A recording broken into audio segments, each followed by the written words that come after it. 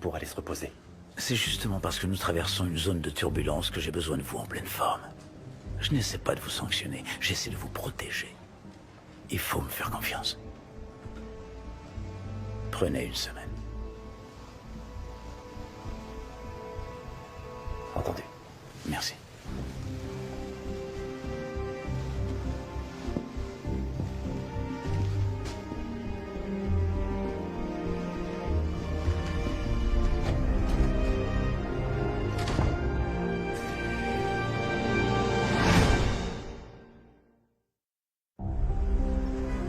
Aaron m'a dit lui-même qu'il avait partagé l'information avec la députée Hook Stratton, qui l'a dévoilée à Abe Leonard.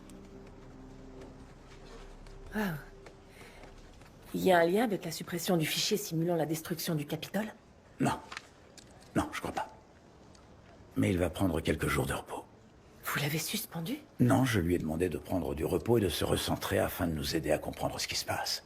En attendant son retour, j'aimerais que vous deveniez mon chef de cabinet. Je vous jette dans le grand bain. Je ne vous décevrai pas. Je sais. Merci, Emily. Eva vous fera un briefing.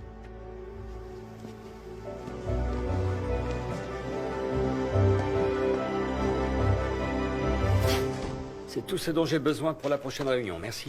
Écoutez, Seth. Ma mère m'a appelé tout à l'heure. Elle m'a posé 2 questions. Est-ce que je vois quelqu'un en ce moment? Et est-ce que le vice-président était impliqué dans l'attentat contre le président Kirkman? Très drôle. Je suis sérieux, là. Quand est-ce que le président compte en parler? Il a raison, Seth. Plus on restera silencieux, plus ils auront l'impression qu'on cache la vérité. D'accord. Pour l'instant, le FBI doit tenir le président informé et lorsqu'il aura tous les renseignements nécessaires, il s'adressera à la nation. D'accord? Merci pour cette question. De rien. Laura? Il faut qu'on fasse taire Abe Leonard avant que ces rumeurs de complot échappent à tout contrôle. Abe Leonard a gagné le prix Pulitzer. Mais il est tombé en disgrâce, non?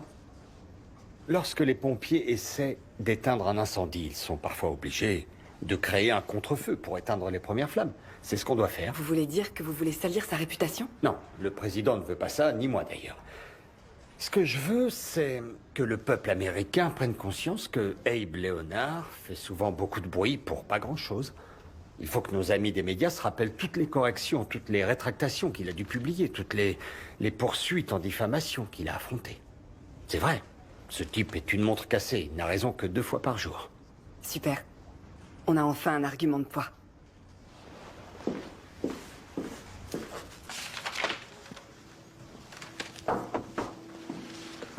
Salut. Voilà la liste des dossiers en attente et des gens à rappeler. Avec ça, tu seras briefé sur la NSA et... Voilà les dossiers pour la réunion d'Oyer demain. Je suis désolée, Aaron. Non, Emily, ne t'inquiète pas. Le président veille sur moi. Et je suis sûre que tu seras bientôt de retour.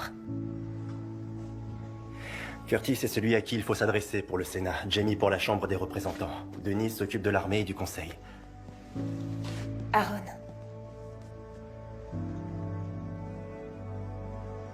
Bonne chance.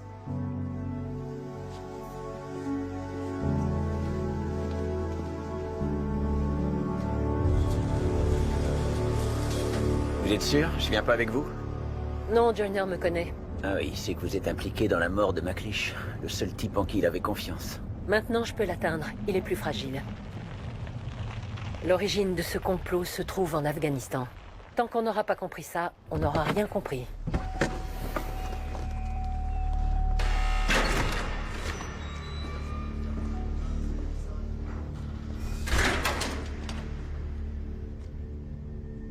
Alors vous connaîtrez la vérité, et la vérité vous affranchira.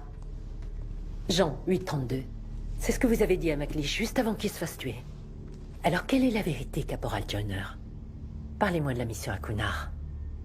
Le 14 novembre 2005. Je vous dirai rien du tout.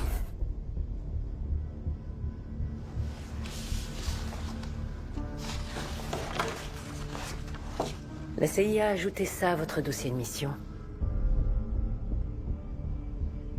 C'est n'importe quoi. Ça s'est pas passé comme ça. Ce document nous décrit comme des tueurs de bébés. Mais vous avez tué des civils. Oui ou non? Des femmes? Des enfants? Vous n'y étiez pas. Vous pouvez pas comprendre.